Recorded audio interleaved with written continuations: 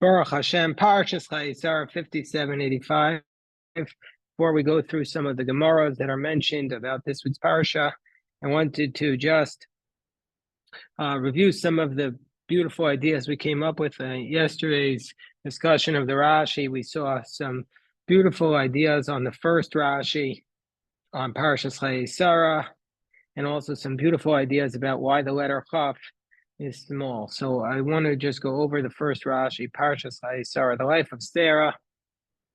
So it says, Vayu Chayei Sarah, the life of Sarah was Me'ah Shana, 100 years, and Esrim Shana, 20 years, V'Sheva Shanim, and 7 years. These are the years of the life of Sarah, Shnei Chayei Sarah. Rashi has here famous, classic. I shouldn't say famous. Everything is famous once you heard it. So, I mean, a classic comment of Rashi.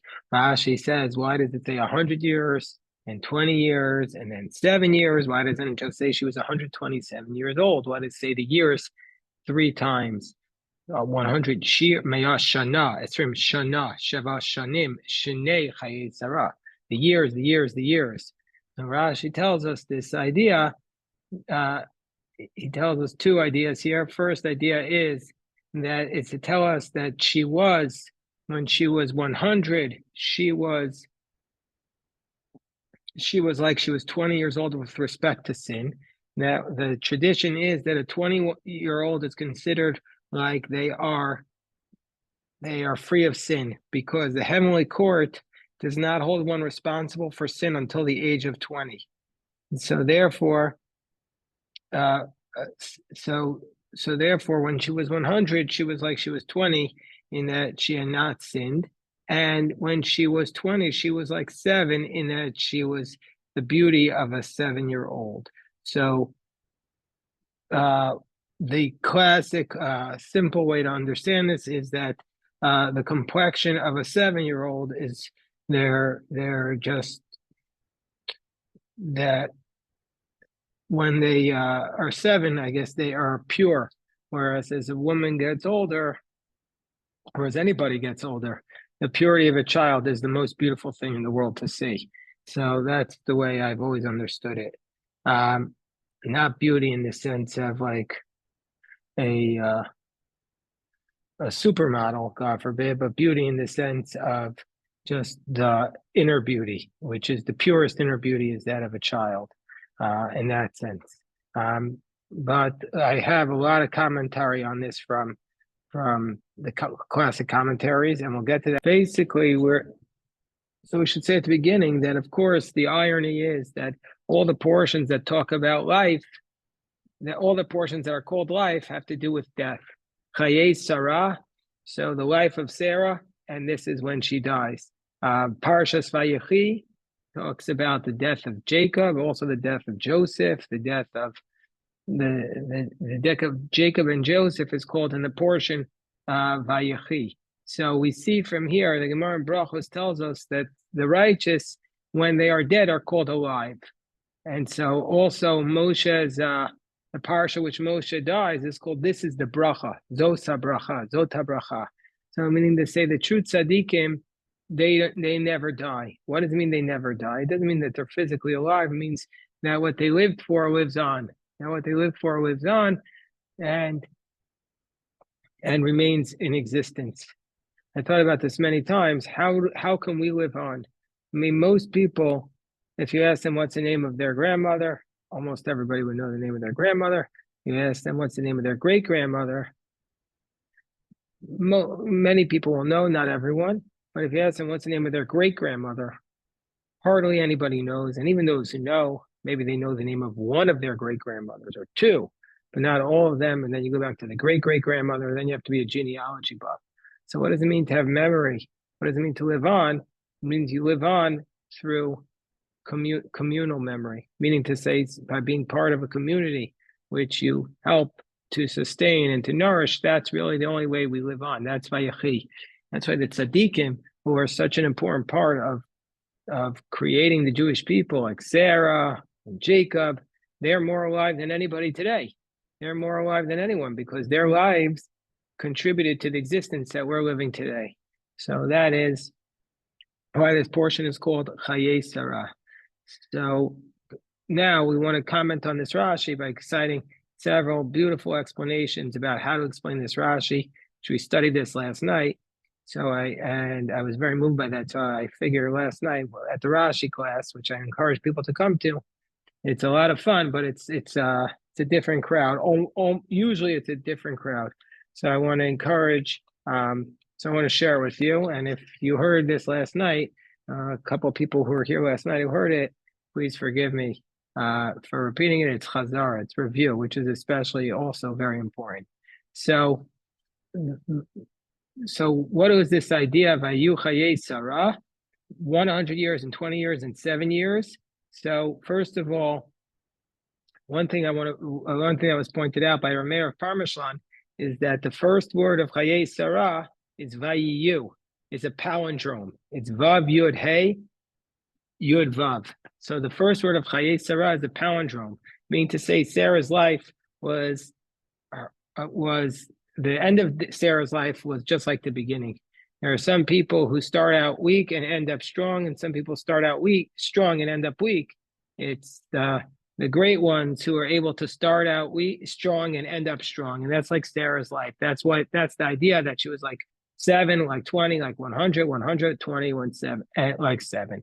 And another powerful idea is going through this concept that she was 100, she was like 20 with respect to sin, and she was 20, she was like 7 with respect to beauty. I should point out that there's another text of this Rashi, which is published in the critical edition of the Rashi by Dr. Avram Berliner, and that points out that it says when she was 20, she was like 20. When she was 100, she was like 20 with respect to beauty, and when she was like 20, she was like 7 with respect to sin, meaning to say when you're a 7-year-old, you have no sin. And this also addresses Bruce's question that she was no sin, but then we have to say why randomly 7 as opposed to 12. So we have some other answers here. One is from the Mayana Shel Torah, and this is now we come into the answers that I'm very moved by. So the first thing is, what does it mean? She was like 100, she was like 20, and she was like 20, she was like 100, meaning to say that she had all of these qualities, that when she was 100, she was like 20 with respect to the power of a 20-year-old, with respect to her energy, her drive. But when she was 20, she was like 100 with respect to her righteousness, meaning to say not just looking backwards, but also looking forwards, that at 20, she felt she had all the milos, all the good qualities of being a senior citizen, meaning she had the experience, she had Yeshiva Das, she was settled in her life, she had perspective. So meaning to say that that's the idea. When she was, the Midrash says, Bas Mea Kabat Esrim B'Koach, Ubat Esrim Kabat Mea B'Tzikus. And when she was 100, she was like 20 with respect to energy. But when she was like 20, she was like 100 with respect to righteousness. Meaning to say she had both of these qualities, and they were incredibly powerful within her. She had the qualities that's what it means to be this perfect being that Sarah was, or this just close to perfect being that Sarah was, that she had both of these qualities at both points in her life. When she was 20, she had the perspective of a senior citizen, and when she was a senior citizen, she had the energy and the vigor of a youthful person, and the drive to still go ahead and drive and try to change the world and make it a better world. And so that's the idea. The Rav Yeshua of Kutna also has a very powerful idea about this. He writes, it says in the verse, what does it mean? She was like, when she was 20, she was like 7 with respect to beauty. What does that mean? When she was like 20, she was 7 with respect to beauty. So it says, Rav Yeshua of Kutna says the following. He says, The explanation is that a 20-year-old, it means to say when she was 20, she treated her beauty like a 7-year-old treats her beauty. How does a 7-year-old treats her beauty? She doesn't have any arrogance. She doesn't think she's any better in the world because of her beauty. It's almost like she's naive about her beauty. She's innocent about her beauty. So too Sarah, when she was 20, she was naive, in this sense, innocent about her beauty. And in this sense, she was like a 7-year-old in that respect. Um, uh,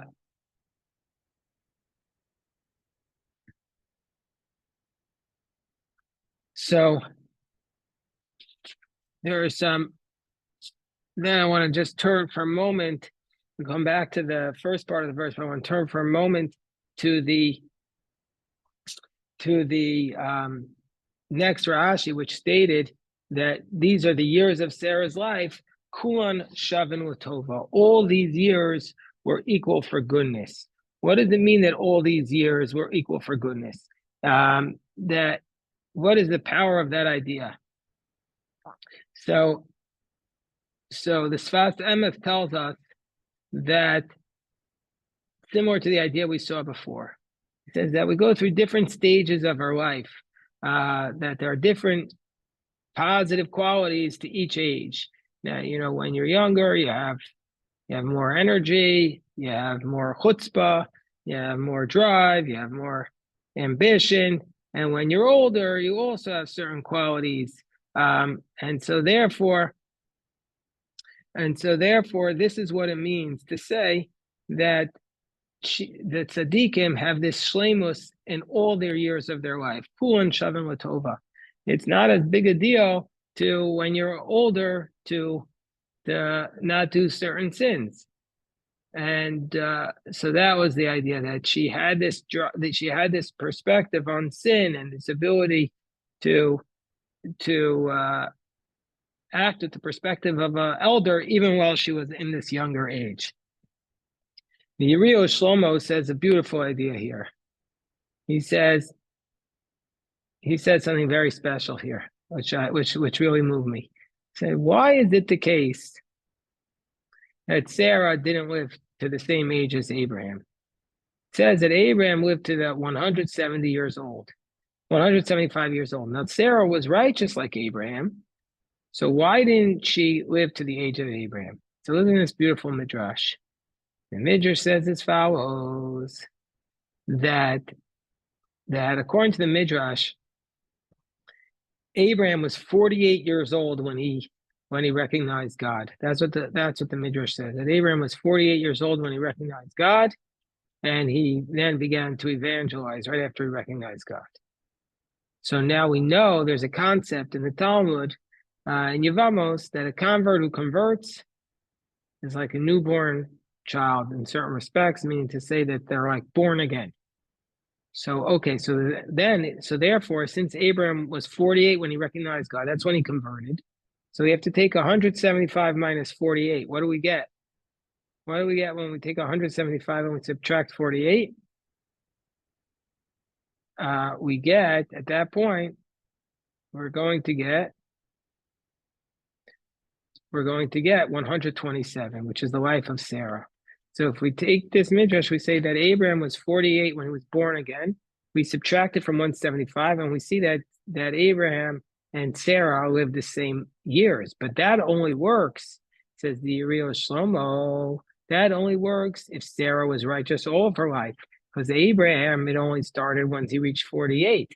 But if we say that Sarah also entered at a later point, then we'd have to deduct this from Sarah's life as well. So that's why Rashi has to tell us these are the years of the life of Sarah. All of these years were for good. Kulan shavin latova. All of these years were for good. I mean, to say, unlike Abraham, who only accepted God into his life at the age of 48, Sarah accepted it immediately. That's the idea. That's the idea of that Rashi. Then there's another powerful Rashi which we saw from another explanation of the Rashi which we saw from the Nachal of Hamisha, who was a Holocaust survivor, And to be able to write these words following the Holocaust or following being in the Holocaust is in itself powerful. Listen to what this Nachlas Hamisha says. He said, what does it mean? All of it was considered for good. All of her life was equally good. Mean to say, how could you say Sarah's life was all equally good? How could you possibly say that when we know that she went through a lot of difficulties in her life? She had to go into exile. She was a refugee.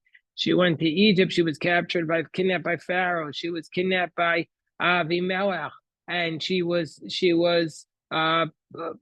praying, davening for a child for so many years. And when she finally took Hagar in, then Hagar, her maid, was taunting her, and so how can you say that her whole life was equally good? So we have to say that even though Sarah went through these dips in life, through these dark times in life, Sarah remained at all times with joy and trust in Hashem. As what does the pasuk say? It says in Nachlas Chamisha, Ki biYitzchak yikarei lecha zera. Through Isaac will your seed be called. But what does it mean? Yitzchak means through laughter, meaning to say that she always would have your seed will be called through laughter, meaning to say Sarah, the definition of Sarah was that she was always able to laugh and to smile and to appreciate the positive elements of life. And so therefore, through the and with a tremendous amount of hope and faith that the word of Hashem will be fulfilled. And not only that, she even before the blessing for her of her child was delivered, she followed the teaching of the Talmud that a person has to bless on the bad just like they bless on the good, and you have to say it with joy, and that's what it means. Kulon shavim latova. Even the most difficult days that she faced, and she faced many difficult days, she considered them to be equally good with the good moments. So that's what Sarah was. Sarah was this person of just tremendous faith, and tremendous faith in Hashem. That there are people like this in life. There are people that when you go through a difficult time, they're just able to be all positive and all good. It's just an person. When you meet such people, you're just incredibly inspired and blown away by their faith and commitment and belief in God. And Sarah was one of those people. And this person who wrote this commentary, this Nachlas Hamisha, he himself was a Holocaust survivor. He was one of those people. A similar idea was said also by the Drash V'Iyun, the Ravshitzer, the Reisha Rav, who's I think the grandfather of Nat Lewin, or the great grandfather of Nat Lewin, the Reisha Rav. He was the chief rabbi of Lviv, and he said the same idea. I think the Reisha Rav was killed in World War II when he was wearing his tallis and walking on the streets of Lviv to try and stop a pogrom. I think that's the story. But he said also the bad she received with love. One more comment about this Kuon Shavin Latova. This comes from the Sfas Emes. The Sfas Emes was the Ger Rebbe. The Sfas Emes says like this: the way of a regular person is that the older they get, the more knowledge they get, they improve their ways and their actions. You change your character, behavior, and you get rid of the defects that you typically have. And so therefore, the typically speaking, the most complete you are is right at the very end of your life. That's when you're at your best. However, Sarah, all the days of her life were without defect and mistake. And so therefore,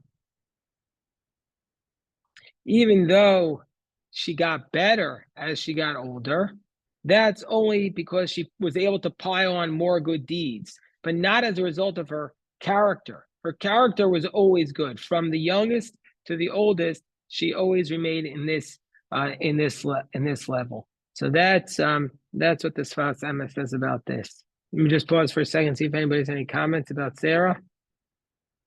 Okay, so now I want to talk about, because I always get whenever there's a commentary on the writing of the text of the Torah, I always like to focus on it. And of course, we know when we read the Torah that the chaf of is a small chaf. There's what's called a chaf zeira, a small chaf. So at the beginning of the portion, it says, "Vayavo Abraham," and Abraham came to where Sarah was. Lispod, she was in Kiryat Arba, which is Hebron, and he came there with Spod with Sarah the Livkota to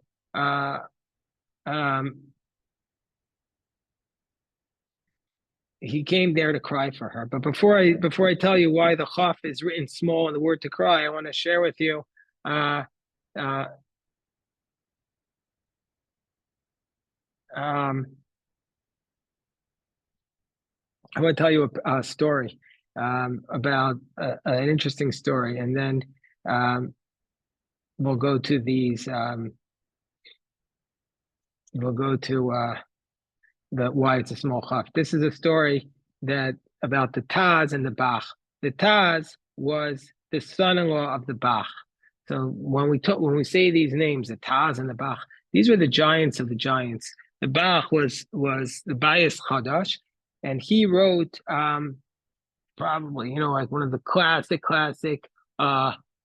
commentaries on the Beit Yosef. And then the next generation was the Shulchan Aruch, and the classic commentary is the Taz. So when we study to be Yoredea, which is the classic curriculum to become an ordained rabbi, you have the Shulchan Aruch with the two commentaries on the side. One is the Taz and one is the Shach. So we're talking about the giants of the giants here. And the Taz is based upon primarily the earlier commentaries of the Bach. And so, okay, so what's the story here? So the Taz was married to the Bach's daughter. He married the Bach's daughter. That was his father-in-law. But the Taz's wife died, and her name was Rivka. And when she died, the Taz gave a tremendous eulogy. A eulogy is called a hesped, and since he was a tremendous genius, since the Taz was a tremendous genius in his eulogy, he basically harmonized many words of halacha and homilies, and he just shared so many brilliant new ideas. He gave a eulogy that was breathtakingly brilliant. So after he mourned, the Taz was desperate to try to keep the connection with his father-in-law, and so he asked his father-in-law, "Can I marry your second daughter?" Now you're not allowed to marry two sisters while one of them is alive, but once one of them is dead, then you can marry the other sister. So the Taz asked after a period of time if he can marry the Bach's other daughter. The Bach refused. Why did the Bach refuse? He said, a husband who could give such a eulogy for his wife, so deep and so brilliant, I can't give him my second daughter to be his wife. Meaning to say, a husband shouldn't be able to give such a brilliant eulogy for his wife. His eulogy, that's not the time for brilliance and new ideas and deep ideas. The time to give those is not when you're in mourning. When you're in mourning, you can't focus and give such good ideas. So I remember this story many times. So this is telling us that the Bach refused to give his second daughter because he said, you give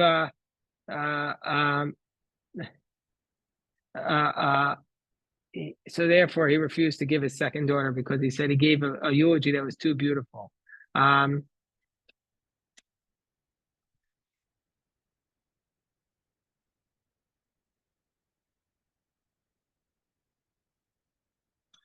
Let's say one more story, and then I want to talk about the little chaf. This is another story that on the 11th day of Av in the year, hold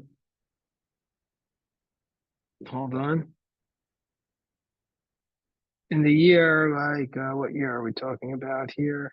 I'm just translating in my mind. So it's a 1887. Rav Yitzchak Belzer died in Jerusalem, and in his will, he said, "Don't eulogize me." This was like a practice that some great rabbis have.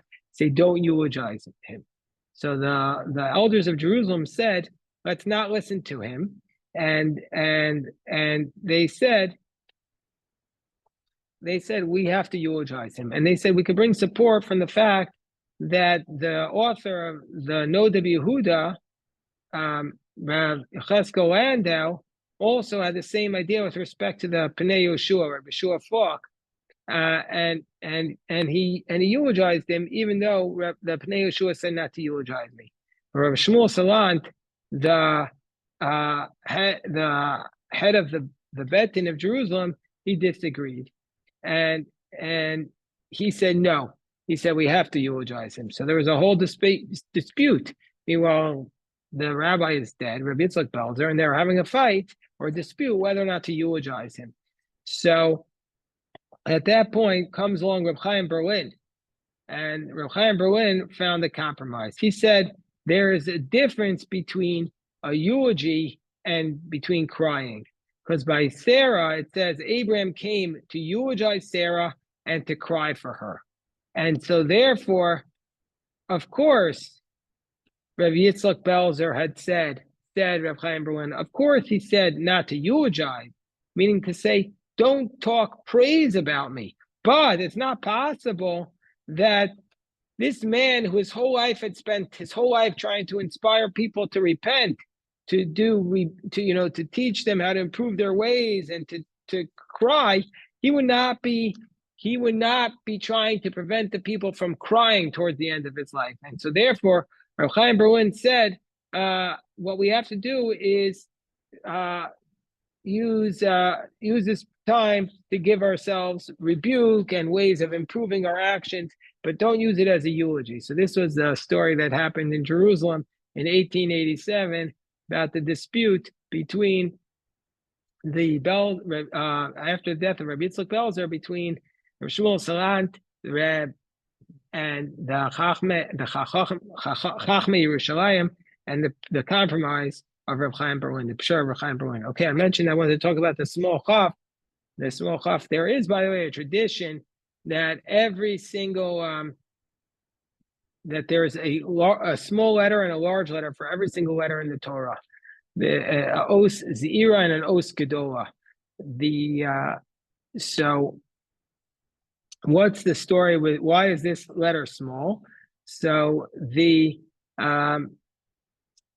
Midrash says as follows. This is something that's very beautiful, that I thought was very beautiful.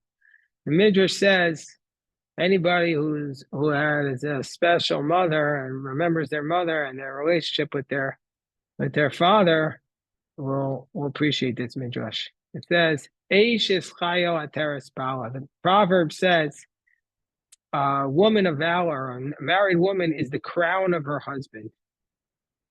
Says the Midrash, this is Sarah. Sarah, because Abraham crowned himself with Sarah. She did not crown himself with him. Meaning to say, Abraham, who the world recognizes, as the leader of the Jewish people, the founder, he was crowned by Sarah. So when Sarah died, Abraham lost the crown of his head. And this letter Chaf hints to the crown, because the word for crown in Hebrew is keter. And so therefore it's written small to tell us that he lost the crown from his head. And I first read this, it was emotional, an emotional teaching from the Be'er Mayim Chaim, that when Abraham died, he lost the crown of his head, and therefore it's written, the Chaf is written smaller. Another explanation, is from, so another explanation is from the Bikurei Aviv. So this comes that Rav Agon Rav Zalman Eitenheimer said there were two qualities. This goes back to the first Rashi that we started with. There were two qualities that Sarah had.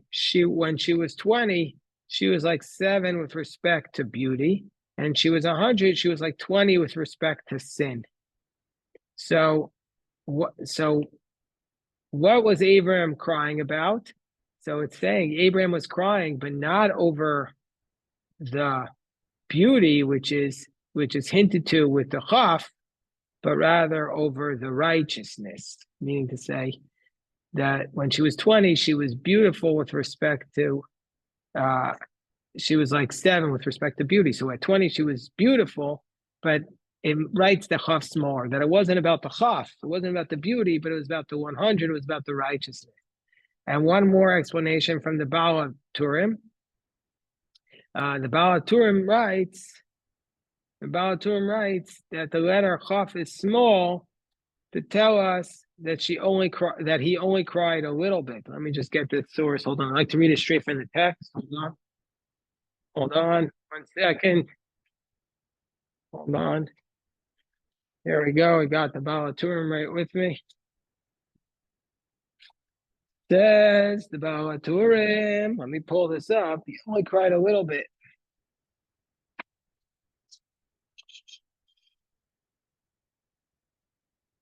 Says the Baal Turim. Kaf Kitana Shlo Bacha Elamaat Fish as the Kena Haita. He only cried a little bit because she was elderly. We'll see what that means. So I want to explain what the Baal Turim is saying, but before we get to that, let's read. Why did he only cry a little bit? Why did he only cry a little bit? One explanation is because she has the Kena, because she was elderly and she lived a full life, and he was trying to say, okay, this is not a reason to cry. I was given everything I could have asked for. And we'll go into what that means in a moment. But first, I want to say the second explanation of the Baal Turim. It says, "Inami shahaita kamo goremet mitata." The chaf is that, this is harsh, but it's like he didn't cry a lot because she caused her own death.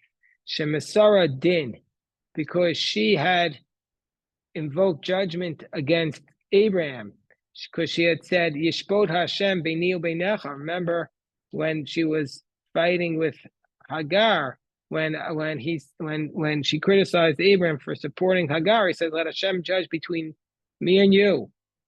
And therefore, according to the second explanation of the Baal Turim, she was punished first. And so it was as though she had taken her own life. Yeah, it's a very harsh explanation. It really doesn't fit in with the theme of all the other explanations we've taken. I just wanted to put it out there in case anybody has a different view of Sarah. So the Rokeach also explains why it's written, the Chaf is written in a smaller form. He says that it's because the lives of Sarah and Yaakov were linked in many ways. They were the first and the last ones to be buried in Marat Machpelah. And when Hashem renamed Sarah, when Hashem renamed Yaakov, he named him Yisrael after Sarah, meaning to say Jacob's name Yisrael is like Sarah's name, meaning authority. And Sarah lived to 127 and Yaakov lived to 147. So it's as though the only difference between them was the 20 years, and therefore we take the 20 and we remind ourselves of this with the small chaf, with the small 20. So it's almost Sarah and Yaakov. It's almost like Yaakov is almost like a Gilgal of Sarah, a reincarnation of Sarah. We are discussing a lot about reincarnation now in our Shabbos afternoon, Shalosh Shudas. That's the time to study about reincarnation. So that's how we're studying it. I want to just share with you one more explanation about why the chaf is small. This is very cute. I like this explanation. That this comes from the Dvash V'cholav. He says that what day was the Akedah on? The Akedah took place, the binding of Isaac took place on Yom Kippur. It says that in some of the liturgy on Yom Kippur that the Akedah took place that day. And from Mount Moriah to where Sarah was in Hebron was a journey of 3 days. How do we know? Because it says when Abraham went to the Akedah, Vahi Bayom HaShlishi, it was on the 3rd day, and he saw the place from a distance. So we see that it was a 3-day journey. And so if that's the case, Sarah's death took place on, if the Akedah happened on Yom Kippur, so Sarah's death took place 3 days later. So 3 days after Yom Kippur comes the eve of Sukkot. So we know that if you die on the eve of the Yontif, your mourning is cut short because you're not allowed to have the mourning on Yontif. And so therefore, she was buried on that same day. And so therefore, the mourning and the crying was only 1 day because the festival cancels out the mourning. And so therefore, it says he came to cry for her, but it was short. It was short. Therefore, that's the idea.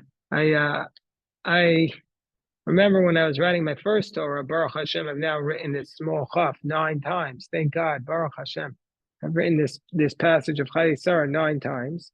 I remember when I was writing the first passage, there was Rabbi Eulogy. I learned so much from him. And Rabbi Eulogy came into my office, and I said to Rabbi Eulogy, why is the chaf short?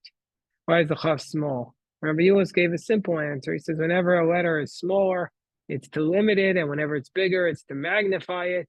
And he said the chaf is small is to tell us that even though Sarah died, her greatness lived on. So the mourning was not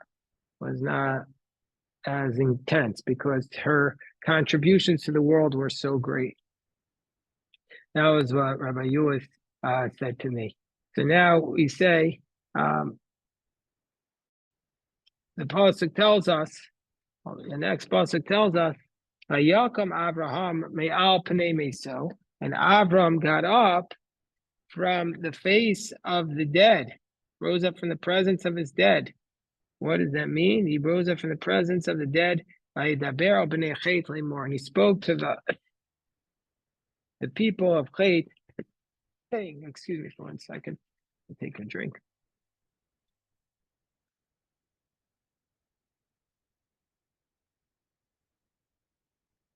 So,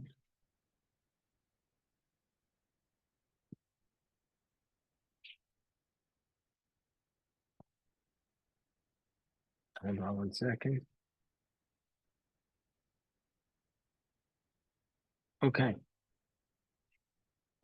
So Avram got up from his dead. And he spoke to the people of Chet. What does it mean that he got up from Pimnei Meito? It's an unusual expression. So it's an unusual expression. What does it mean, Pimnei Meito? So I have 2 explanations for this.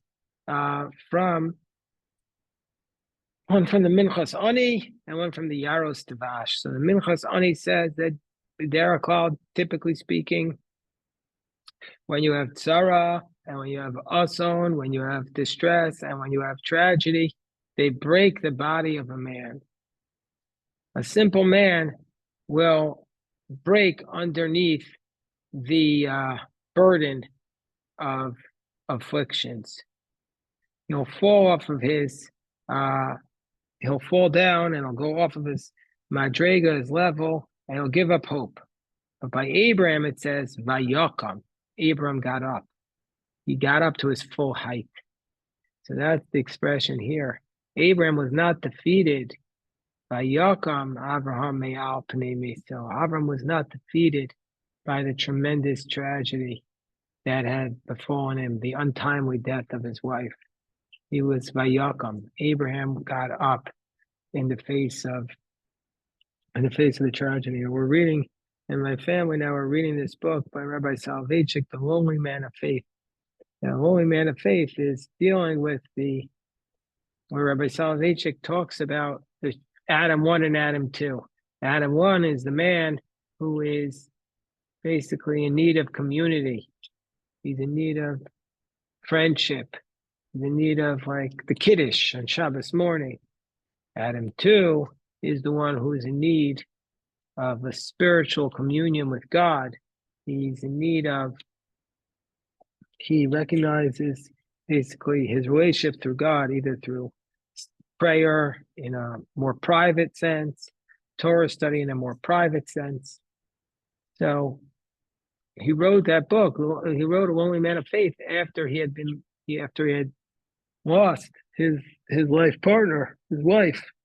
And so therefore, that was the challenge he was facing. This is the challenge in life of Vayakam Avram, that Avram was able to get up in the face of the death. And then one more explanation from this comes from the Yaros Tvash. Yaros Tvash says that what does it mean? Me'al Pnei Meso. It says in the Midrash that Ma'aras Machpelah, the only ones who were buried in this place called the Ma'arat Machpelah, the cave of the patriarchs, but it's called the double cave. The only ones who were buried there were those who died via the special kiss of Hashem. This was the way we know that Moshe and Aaron died, and also Miriam, but by Miriam it's not called a kiss because it's disrespectful. But that the only people who were buried in Ma'aras Machpelah were people who died in this manner. Where in Avodah Zarah, the Avdalid tells us that this drop of poison was placed upon them, and by the angel of death, and that caused their faces to turn pale and to die. So once Abraham saw that her face was beginning to become illuminated, like these people who die in this manner, he understood that she was dying in a special death. And so therefore Abraham understood that she was supposed to be buried in the Ma'aras Machpelah, which is a special place reserved for those who die in this manner. I want to stop there, but I want to summarize what we're saying, what we said today. We spoke about the nature of Abraham's mourning, the perfection of Sarah's life, and the idea that she's living on and she was able to find the good in her life. I think this passage, these few verses are very powerful in telling us about the relationship between a husband and wife, when one of the partners in this union passes on, the relationship between us and our teachers and our mentors and our parents, when one of them moves on, and how are we supposed to cry for them, how are we supposed to eulogize, and also Sarah herself, how she dealt with the challenges of life, in a beautiful manner. So there's a lot of beautiful ideas here that were inspiring to me, and I'll take any questions about this discussion.